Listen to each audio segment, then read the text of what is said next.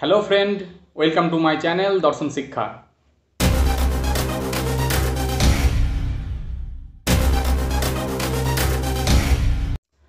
आज आमी तोमादेर सामने पाश्चात्य दर्शनेर द्रव्य सम्पर्कीय आलोचनार द्वितीय पर्व निये हाजिर हयेछि।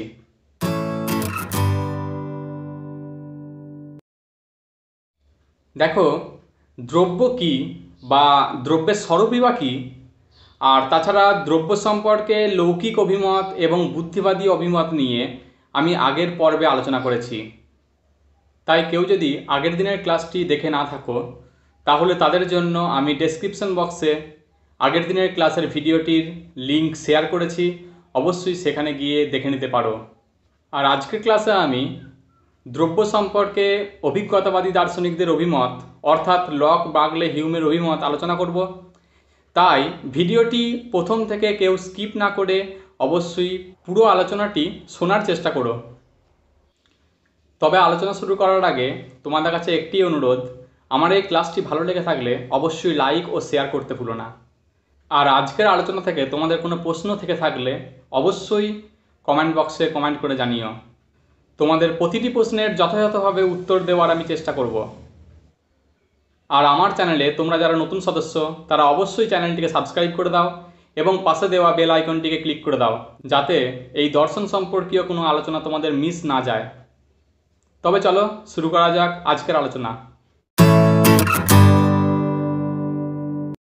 देखो आलोचना शुरूतेई बोले राखी अभिज्ञतावादेर मूल कथाई हलो इंद्रिय अभिज्ञता ज्ञान लाभेर एकमात्र उत्स।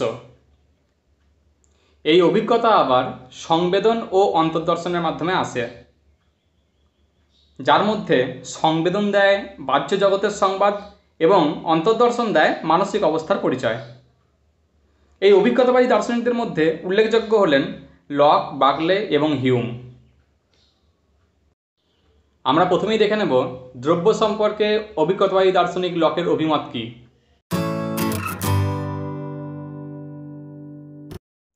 লক একজন অভিজ্ঞতাবাদী দার্শনিক, তাই তার মতে অভিজ্ঞতাই হলো জ্ঞানের একমাত্র উৎস। তবে অভিজ্ঞতার সাহায্যে আমরা শুধু কিছু গুণকেই প্রত্যক্ষ করতে পারি, গুণের অতিরিক্ত আমরা অন্য কিছুকেই আর প্রত্যক্ষ করতে পারি না। কিন্তু আমরা এও জানি গুণ কখনোই নিজে নিজে শূন্যে ভেসে থাকতে পারে না, অর্থাৎ গুণ মাত্রই পরনির্ভর। তাই গুণের একটা আশ্রয় বা অবলম্বন থাকা প্রয়োজন। আর গুণের এই আশ্রয় বা আধারকেই লক দ্রব্য হিসেবে স্বীকার করেছেন। লক মূলত তিন ধরনের গুণের আধারের কথা স্বীকার করে তার দর্শনে তিনটি সাধারণ দ্রব্যের ধারণা তিনি দিয়েছেন, যার প্রথমটি হলো আমাদের বাহ্য প্রত্যক্ষে পাওয়া কিছু গুণ, যেমন রূপ, রস, গন্ধ, স্পর্শ, আকার, আয়তন এগুলি। আমরা জানি এই গুণগুলি কখনোই শূন্যে ভেসে থাকতে পারে না, তাই এগুলির একটি আশ্রয় থাকতে হবে। আর এগুলিরই আশ্রয় রূপে আমাদের অচিন্তাশীল দ্রব্য বা জড়দ্রব্যকে স্বীকার করতেই হয়। দ্বিতীয়টি হলো আমাদের অন্তর্দর্শনে পাওয়া কিছু মানসিক অবস্থা, যেমন চিন্তা, সুখ, দুঃখ ইত্যাদি। এরাও কিন্তু শূন্যে ভেসে থাকতে পারে না, তাই এইসব গুণগুলিরও একটি আশ্রয় বা আধারের প্রয়োজন। আর এই আধার রূপেই চিন্তাশীল দ্রব্য বা মন বা আত্মাকে স্বীকার করতেই হয়। তৃতীয়টি হলো সর্বজ্ঞ, সর্বশক্তিমান ইত্যাদি অসীম গুণগুলি একই রকমভাবে শূন্যে কিন্তু ভেসে থাকতে পারে না, তাই এদেরও একটা আধারের প্রয়োজন, যাকে লক ঈশ্বর বলেছেন। তবে লক দ্রব্য সম্পর্কে লৌকিক অভিমত অনুসরণ করলেও দ্রব্যকে কিন্তু জ্ঞাত বিষয় বলেননি, কেননা আমরা অভিজ্ঞতার মাধ্যমে শুধু গুণগুলোকেই জানতে পারি, তাদের আধারকে কিন্তু কখনোই আমাদের পক্ষে জানা সম্ভব নয়।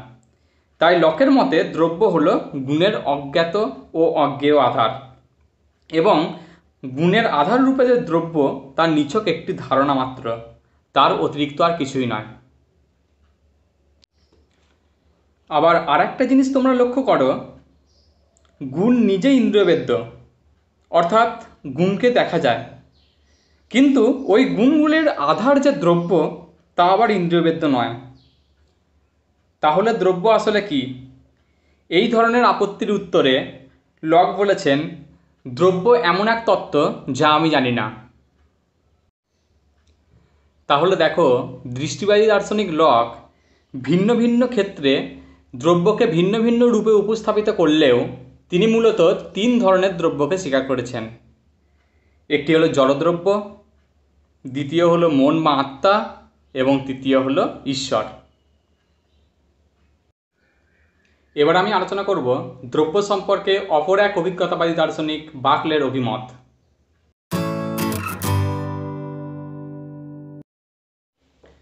দেখো, লকের মতো বাকলেও একজন অভিজ্ঞতাবাদী দার্শনিক হওয়া সত্ত্বেও দ্রব্য সম্পর্কে বাকলে কিন্তু লকের অভিমতকে স্বীকার করেননি। বাকলে মনে করেন, দ্রব্য যদি গুণের অজ্ঞাত এবং অজ্ঞেয় আধার হয় তাহলে তাকে স্বীকার করার কোনো যুক্তি নাই। তবে বাকলে এও মনে করেন, তথাকথিত দ্রব্য হল সংবেদনের দ্বারা প্রাপ্ত গুণের সমষ্টি মাত্র, আর এই সংবেদনের অস্তিত্ব হলো আমার মনের মধ্যে। তাহলে বাকলে জড়দ্রব্যের অস্তিত্ব না স্বীকার করলেও এই সংবেদনের কর্তা হিসেবে চেতন দ্রব্য বা মন বা আত্মাকে কিন্তু স্বীকার করেছেন। তবে এখন আবার এও প্রশ্ন হতে পারে যে বাকলে নিজে একজন অভিজ্ঞতাবাদী দার্শনিক হয়েও আত্মার অস্তিত্বকে তিনি কীভাবে স্বীকার করেন? কারণ আত্মাকে তো আর প্রত্যক্ষ করা যায় না। তার উত্তরে বাকলে বলেন, যদিও আত্মাকে আমরা প্রত্যক্ষ করতে পারি না, তবুও আত্মা সম্পর্কে আমাদের এক প্রত্যয় হয়, আর এর দ্বারাই সাক্ষাৎ আত্মচেতনার মাধ্যমে আত্মাকে জানা যায়। বাকলে তার প্রিন্সিপাল গ্রন্থে বলেছেন, যা চিন্তা করে, যা ইচ্ছা করে এবং যা প্রত্যক্ষ করে তাই হলো আত্মা। অর্থাৎ প্রত্যক্ষকর্তা হিসেবে বাকলে কিন্তু সবসময়ের জন্য আত্মাকে স্বীকার করেই নিয়েছেন। বাকলের মতে এই আত্মা বা মন হলো দুরকম, যথা সসীমাত্মা বা জীবাত্মা এবং অসীমাত্মা বা পরমাত্মা। দেখো, বাকলে আবার এটাও মনে করেন যে বস্তুর অস্তিত্ব প্রত্যক্ষের ওপর নির্ভরশীল। কাজেই প্রত্যক্ষকর্তা হিসেবে আমাদের মন বা আত্মাকে কিন্তু মেনে নিতেই হয়। তবে বস্তুর অস্তিত্ব প্রত্যক্ষের ওপর নির্ভরশীল হলেও তা শুধুমাত্র জীবাত্মা বা ব্যক্তি মনের ওপর নির্ভর করে না, প্রধানত বস্তুর অস্তিত্ব নির্ভর করে পরমাত্মা বা ঈশ্বরের প্রত্যক্ষের ওপরে। অর্থাৎ বাকলের মতে আমাদের মনের বাইরে বস্তুর অস্তিত্ব থাকলেও ঈশ্বরের কিন্তু মনের বাইরে বস্তুর অস্তিত্ব থাকতে পারে না। সুতরাং বাকলে দুটি দ্রব্যের ওপরই বিশ্বাসী, যথা জীবাত্মা বা ব্যক্তিমন এবং পরমাত্মা বা ঈশ্বর।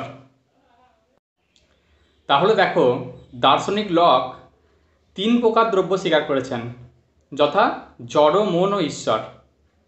তারপর দৃষ্টিবাদী দার্শনিক বাকলে তিনিও দু প্রকার দ্রব্য স্বীকার করেছেন, যথা জীবাত্মা এবং পরমাত্মা বা ঈশ্বর।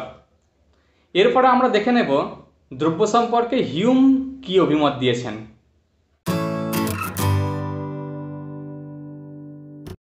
দার্শনিক হিউম এমন একজন দৃষ্টিবাদী দার্শনিক যিনি চরম নিষ্ঠার সঙ্গে দৃষ্টিবাদকে অনুসরণ করে তাঁর দর্শনে দ্রব্য তত্ত্বকে আলোচনা করেছেন। হিউমের মতে অভিজ্ঞতায় যা পাওয়া যায় না তার অস্তিত্ব স্বীকারের কোনো অর্থ হয় না। তবে দেখো, হিউম আবার এও মনে করেন, দ্রব্য যদি থাকেই তবে তার জ্ঞান সংবেদন ও অন্তর্দর্শনজাত মুদ্রণ বা ছাপ থেকে অবশ্যই পাওয়া যাবে। কিন্তু আমরা সংবেদন ও অন্তর্দর্শনজাত মুদ্রণে শুধুমাত্র কিছু গুণকে পেয়ে থাকি। যেমন মনে করো, যখন আমরা কোনো আপেলকে প্রত্যক্ষ করি তখন আমরা একটি বিশেষ রূপ, বর্ণ, স্বাদ, গন্ধ ইত্যাদি গুণকে আমরা পাই। আর এই গুণগুলির অতিরিক্ত কিন্তু আমরা আপেল নামক কোনো দ্রব্যকেই আমরা পাই না। অর্থাৎ আপেল কি না, আপেল হলো একটি বিশেষ বর্ণ, গন্ধ, স্বাদ ইত্যাদি কয়েকটি গুণের সমষ্টি।